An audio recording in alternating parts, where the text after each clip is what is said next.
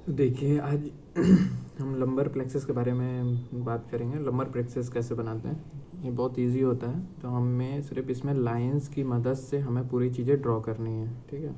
तो लाइंस की मदद से उसमें भी ये लंबर रीजन से ओरिजिनेट होती है। तो लंबर रीजन में भी ये कहाँ कहाँ से ओरिजिनेट होती है और किस मसल को सप्लाई करती है कौन, वो भी हम इसी में एक ही डायग्राम में सब कुछ हमें क्लियर करना है। तो देखिए यहाँ पे L1, L2, L3 और L4 इन चारों से ओरिजिनेट होती है। तो देखिए यहाँ पे एक एक लाइन में हमें बताना है कि कौन कौन सी नर्व ओरिजिनेट होती है कहाँ कहाँ से। तो उसके लिए हमने ऐसे लाइन खींचना है। देखिए देखते जाइएगा। ऐसा इस L1 से ही, सिर्फ L1 से दो नर्व ओरिजिनेट होती है। एक होती है इलियो हाइपोगैस्ट्रिक,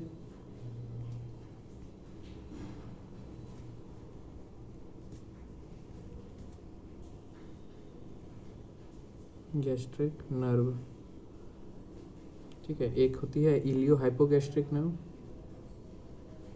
तो इसका जो रूट वैल्यू होता है वो भी हम लिखते जाएंगे। तो देखिए L1 होता है इसका रूट वैल्यू, ठीक है। फिर जो दूसरी नर्व जो इससे निकलती है वो होती है इलियो इंग्वाइनल नर्व। तो इसे हम शॉर्ट फॉर्म में लिखते हैं ताकि हमारा स्पेस बचे, क्योंकि हम इसी में जिसको सप्लाई करेगी जिस मसल को वो भी जान लेंगे। तो ये भी जो होती है ये L1 से निकलती है, मतलब इसकी जो रूट वैल्यू होती है वो L1 होती है। उसके बाद L2 से भी सेम ऐसा ही निकलते हैं। और L1 और L2 दोनों से मिलाकर एक और नर्व निकलती है। तो देखिए इसका जो नाम होता है, इसका नाम होता है जेनाइटोफिमोरल नर्व, ठीक है। जेनाइटोफिमोरल नर्व, इसकी जो रूट वैल्यू होती है वो L1 और L2। L1 से ये आया, L2 से यहाँ से, तो ये L1 और L2 जो जेनाइटल फिमोरल नर्व होती है, जेनाइटोफिमोरल नर्व। उसके बाद हमारे पास यहाँ पे L2 से निकला हुआ है, L3 से एक लाइन ड्रॉ करनी है, L4 से एक लाइन ड्रॉ करनी है। अब इसमें होगा क्या, इनसे भी हमें कुछ कुछ नर्व निकलेंगी। तो उसमें भी दो दो प्रकार की होती हैं, जैसे कि दो होंगी वेंट्रल डिवीजन की, दो होंगी डॉर्सल डिवीजन की। तो देखिए जो डॉर्सल डिवीजन की होंगी वो कौन कौन सी नर्व हैं, तो ऐसे निकालना है हमें। इसलिए हम दूसरा पेन का इस्तेमाल कर रहे हैं ताकि हमें डॉर्सल डिवीजन की नर्व पता चल सके। ये जो है ये है डॉर्सल डिवीजन की, ये है हमारी फीमोरल नर्व, ठीक है। फीमोरल नर्व की जो रूट वैल्यू होती है, तो देखिए ये इससे भी आ रहा है, इससे भी आ रहा है, इससे भी आ रहा है, मतलब L2, L3, L4, मतलब L2 से लेके L4 तक की जो फीमोरल नर्व है उसकी रूट वैल्यू है, ठीक है। उसके बाद और एक जो डॉर्सल डिवीजन की जो नर्व होती है एक और होती है, मतलब दो दो होती हैं।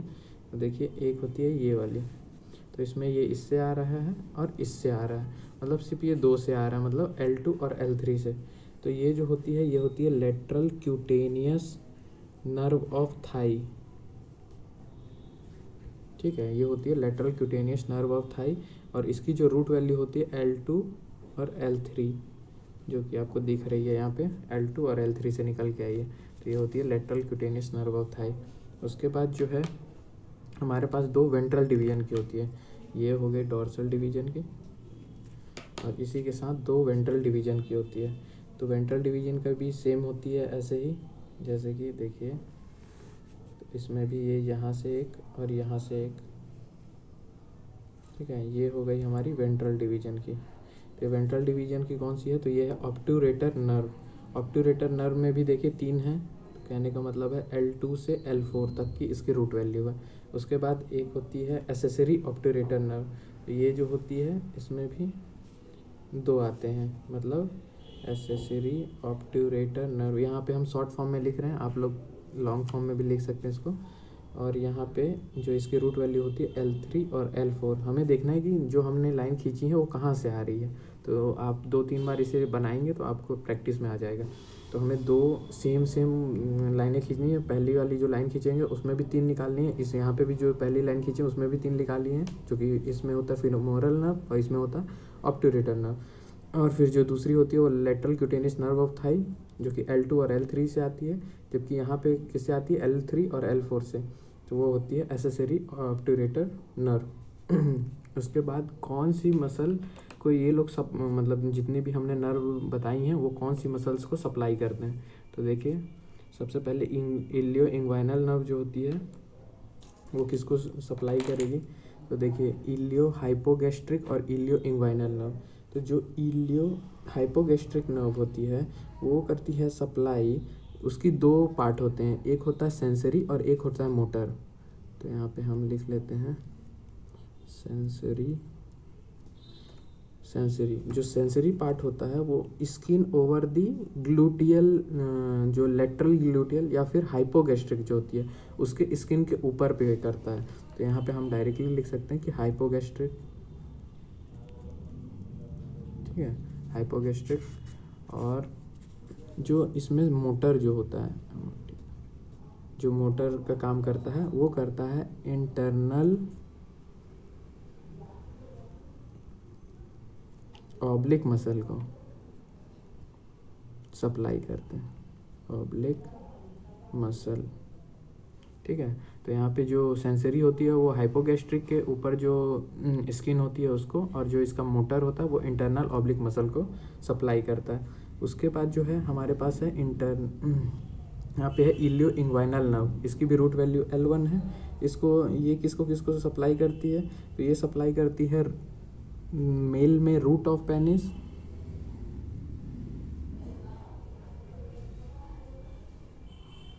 और फीमेल में जो है ये मॉन्स पेविस में। तो ये दोनों में अलग अलग होती है।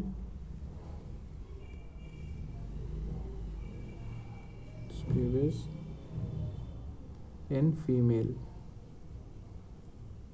तो ये दोनों अलग अलग जो दोनों को सप्लाई कर रहे हैं। तो इसे आपको याद रखना है कि मेल में रूट ऑफ पेनिस में, और जो फीमेल है उसमें मॉन्स पेविस में।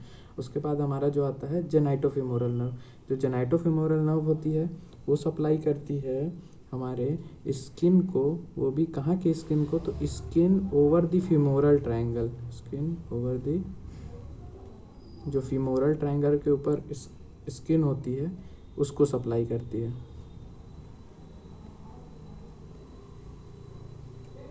ठीक है। उसके बाद जो हमारी फीमोरल नर्व होती है वो करती है मेनली, जो फीमोरल नर्व होती है वो तो एंटीरियर कंपार्टमेंट में पाई जाती है। लेकिन एंटीरियर कंपार्टमेंट में भी, वहाँ पे भी अगर हमें इसे स्पेसिफिक करें कि किसको ये करती है, तो पहले तो हम लिख लेंगे कि एंटीरियर कंपार्टमेंट ऑफ थाई। और इसमें भी अगर हम स्पेसिफिक करें कि और किसे वो करती है, तो यहाँ पे और हम स्पेसिफिक बता सकते हैं कि इसका जो एंटीरियर कंपार्टमेंट का जो एंटीरियर डिवीजन होता है वो जो करता है वो करता है सर्टोरियस मसल को। और जो इसका पोस्टीरियर डिवीजन होता है, जो पोस्टीरियर डिवीजन होता है वो होता है रेक्टस फीमोरिस को। अगर हमें इतना याद ना भी रहे तो भी हम बता सकते हैं कि जो हमारी फीमोरल नर्व है वो एंटीरियर कंपार्टमेंट ऑफ थाई को सप्लाई करती है। तो इतना भी बहुत होता है, कहने का मतलब है इतनी जानकारी भी सफिशिएंट है लिखने के लिए पेपर में। उसके बाद है जो lateral cutaneous nerve of thigh है, वो किसको सप्लाई करती है? तो वो करती है वो भी थाई को ही करती है, लेकिन एंटेरोलेटरल साइड। यहाँ पे आप डायरेक्ट भी लिख सकते हैं कि एंटेरोलेटरल साइड में सप्लाई करती है,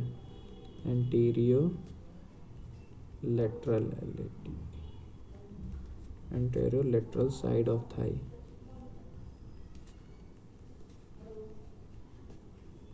उसके बाद हमारी ऑब्ट्यूरेटर नर्व आती है। ऑब्ट्यूरेटर नर्व जो होती है ये सप्लाई करती है, ये जिनको सप्लाई करती है तो उसमें दो नाम आते हैं। उसमें एक आता है पैक्टिनियस मसल जो होती है उसको, प्लस जो दूसरा नाम है वो एडक्टर कंपार्टमेंट में, जितने भी हम पढ़ते हैं एडक्टर कंपार्टमेंट में हम 3 पढ़ते हैं, जो कि होती है लॉन्गस, ब्रेविस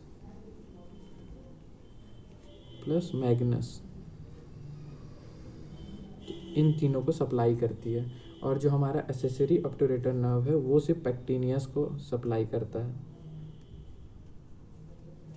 पैक्टिनियस, PECTINEUS।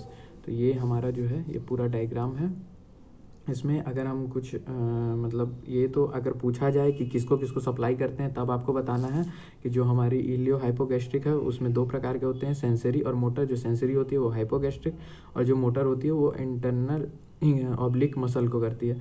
फिर उसके बाद जो हमारी इलियो इंग्वाइनल नर्व है वो रूट ऑफ पेनिस या फिर मोन्स पोविस इन फीमेल, ये मेल के लिए है, ये फीमेल के लिए। फिर जो जेनाइटोफिमोरल नर्व है वो किसको करती है, तो skin over the femoral triangle पे ये सप्लाई करती है। फिर हमारा जो उसके बाद जो हमारा फीमोरल नर्व है वो किसको सप्लाई करता है, तो एंटीरियर कंपार्टमेंट ऑफ थाई। अगर उसमें भी स्पेसिफिक पूछा जाए कि किस में करती है, तो एंटीरियर डिवीजन और पोस्टीरियर डिवीजन होती है, जिसमें सर्टोरियस और रेक्टस फेमोरिस। और जो हमारा lateral cutaneous nerve of thigh है वो करती है एंटेरोलेटरल साइड ऑफ थाई, ठीक है। और जो हमारा ऑब्ट्यूरेटर नर्व है वो करती है पैक्टिनियस और एब्डक्टर की 3 मसल होती हैं, तीनों को। और जो एसेसरी ऑब्ट्यूरेटर नर्व है वो करती है पैक्टिनियस को। अगर पेपर में ये चीज़ें आती हैं तो आप ये सब चीज़ें पूरी बता सकते हैं।